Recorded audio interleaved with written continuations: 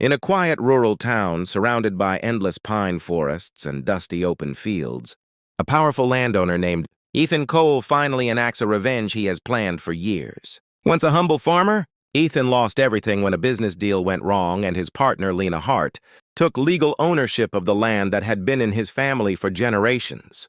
Now wealthy and ruthless, Ethan returns, not with lawyers, but with machines. On a bright morning, two massive excavators arrive at the center of the field where Lena's wooden dream house stands. Lena, dressed in a pale pink suit, rushes to the site in disbelief, dropping to her knees as the machines begin tearing apart.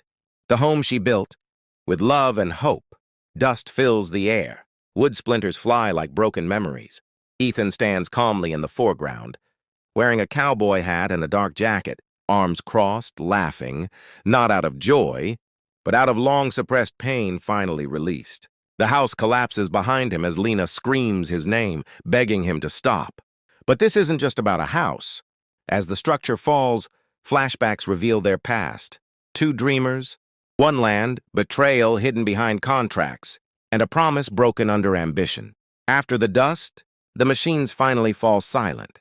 Where Lena's house once stood, there is only a mountain of broken wood, shattered glass, and drifting dust.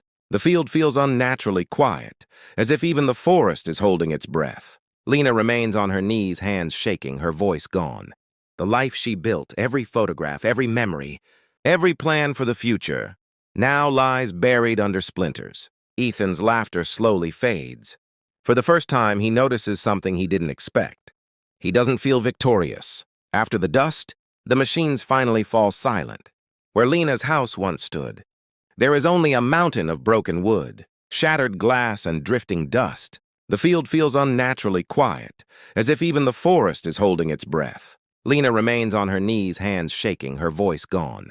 The life she built, every photograph, every memory, every plan for the future, now lies buried under splinters. Ethan's laughter slowly fades. For the first time, he notices something he didn't expect. As the excavators drive away, Ethan walks toward the ruins. Among the debris, he sees a half-burned photo frame. Inside it is an old picture, him and Lena, years ago standing on the same land, smiling with muddy shoes and cheap coffee, dreaming about building something together. That was before the contracts, before the lawyers, before the betrayal. Lena finally stands up and speaks, her voice calm but deadly. "You didn't destroy my house. You destroyed the last part of yourself that was human." Ethan freezes. That night, alone in his luxury estate, Ethan can't sleep. The sound of wood cracking echoes in his mind. He keeps seeing the photo, keeps seeing her eyes. The next morning, he receives a letter. Not from a lawyer, not from the bank. He doesn't feel victorious. He receives a letter, not from a lawyer, not from the bank. From Lena. Inside is a single sentence. "You took my home. Now live in the ruins you created." And suddenly Ethan realizes the real punishment hasn't even begun. The man who owned everything. The barn is silent except for the faint hum of the tablet on the desk. Ethan sits alone, staring at a map spread across old, scarred wood. Red lines cut through the land. Property borders, acquisitions, future developments. Every inch of the valley now belongs to him, or so the documents say.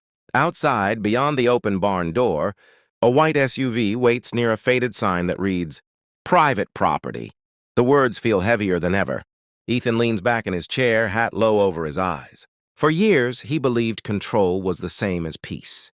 If he owned enough land, enough power, enough silence, nothing could hurt him again. But the silence is hurting him now. He opens the tablet and scrolls through old files. Not financial records. Photos. Lena laughing in the rain. Their first small cabin.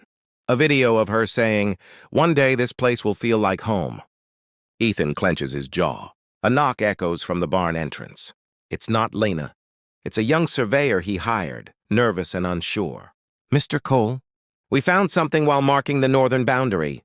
They drive out to the far edge of the land, where the trees grow thick and the signal dies. Hidden beneath overgrown vines is an old, abandoned house, one Ethan doesn't recognize inside.